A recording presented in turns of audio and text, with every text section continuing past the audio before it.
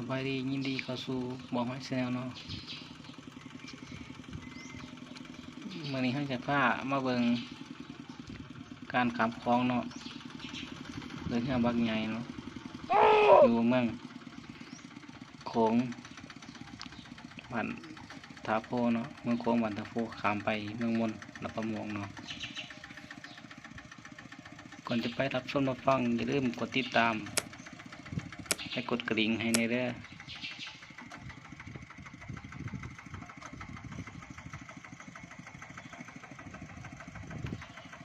นี่ก็คือท่าเรือเนาะท่าเรือขามฟังเนาะขามแม่น้ำคลองอยู่เมืองโขงบาดทาโพเนาะเมืองโขงบาดทาโพคลองไปเมืองมนเมืองใหม่เนาะในเรือบ้านเขาเช็ดเคยปูเลยไหมเนาะนี่เขาเบิ่งรอบๆเนาะรอบๆภายในเรือมันมีอย่างแน่อันนี้ก็คือหมองบอนนอนเนาะอยู่รุมก็คือห้องเครื่องเนาะห้องเครื่องยนต์แน่เบิ่งรอบๆเนาะภายในเรือขามคลองเนาะอันนี้คือกัปตันได้กัปตันขับเรือ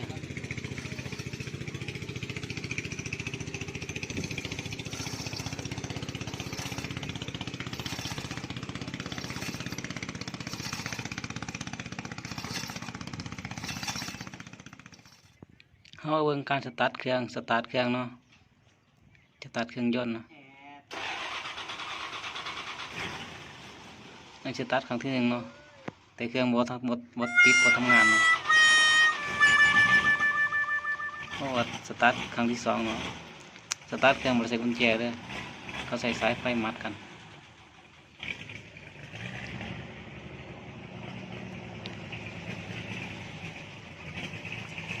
นี่คือเรือที่ขามาจากเมืองมนเนาะกำลังรอเขาทาเนาะ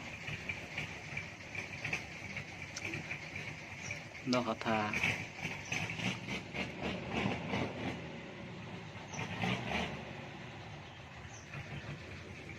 นี่ก็ฟังแบบทาโค้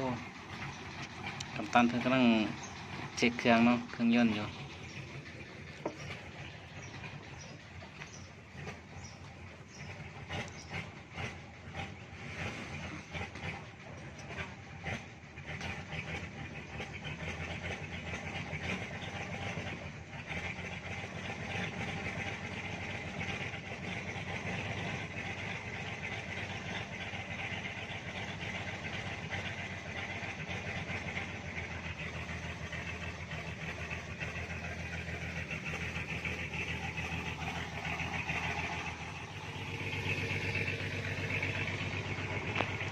โอเคเนาะ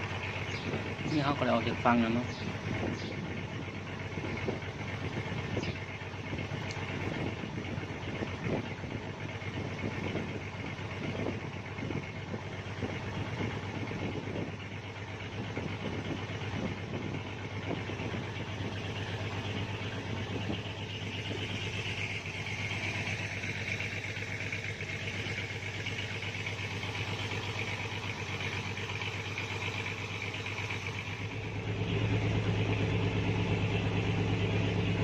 นี่ไก่ๆเนาะ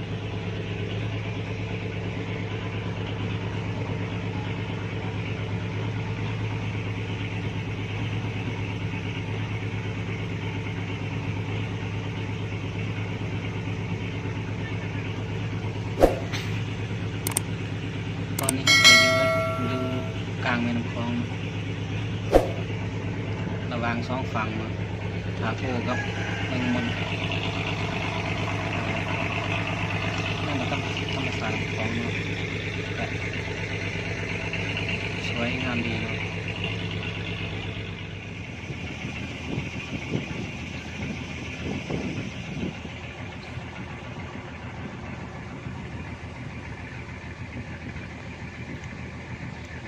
ตอนนี้เนี่ยเรากำลังมุ่งหน้าไปเมืองมนเนาะ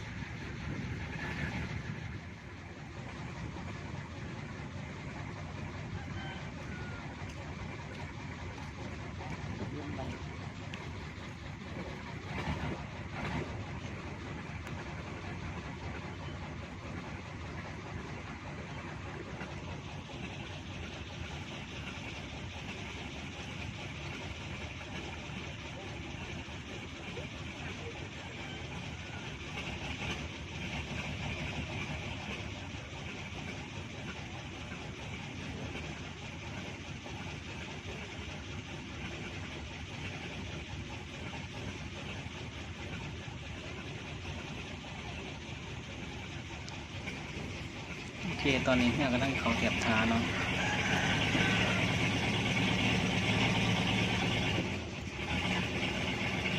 ค่อยๆไปเนาะเฮียก็นั่งเขาเทียบทาค่อยๆเขาไปเนาะ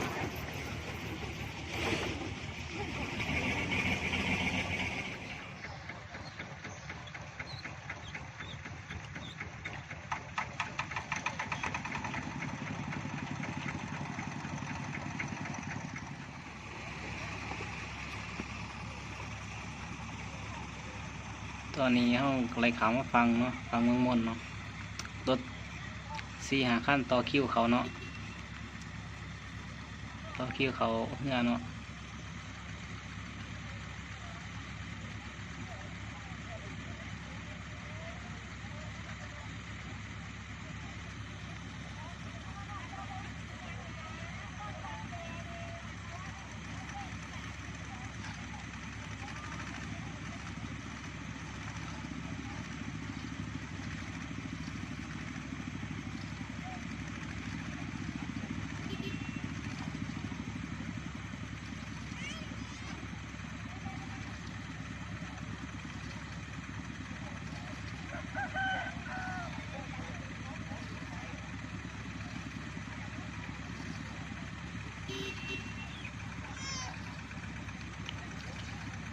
รถคันสีขาวนี่ก็รถโดยสารเนาะโดยสาร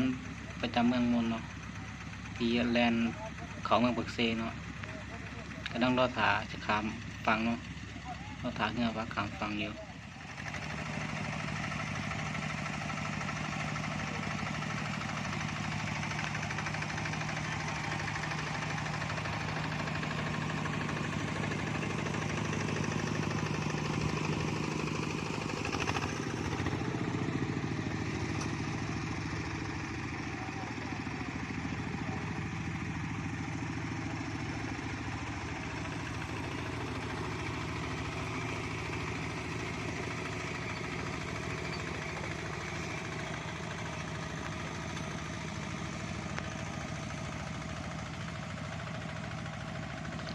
โอเคเนาะคลิปเราก็จบลงตรงนี้เด้อเบื้องเดียวถ้าถือว่าถูกใจก็อย่าลืมกดติดตามแล้วกดกระดิ่งให้เด้อสบายดี